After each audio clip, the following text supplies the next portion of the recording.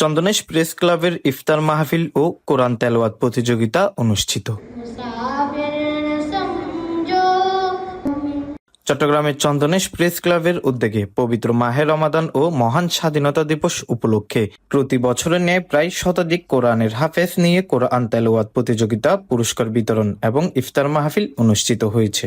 বৃহস্পতিবার 12 মার্চ দিনব্যাপী গাছবাড়িয়া নিত্যানন্দ গৌরচন্দ্র সরকারি মডেল উচ্চ বিদ্যালয়ের হলরুমে এই কোরআন তেলাওয়াত প্রতিযোগিতা ও পুরস্কার বিতরণ এবং ইফতার মাহফিল অনুষ্ঠিত হয়। চন্দনেশ প্রেস ক্লাব সভাপতি আবিদুর রহমান বাবুলের সভাপতিত্বে ও চন্দনেশ প্রেস ক্লাবের সাধারণ সম্পাদক নুরুল আলমের সঞ্চালনায় উদ্বোধন অনুষ্ঠানে প্রধান অতিথি ছিলেন চন্দনেশ উপজেলা নির্বাহী অফিসার মোহাম্মদ রাজীব হোসেন।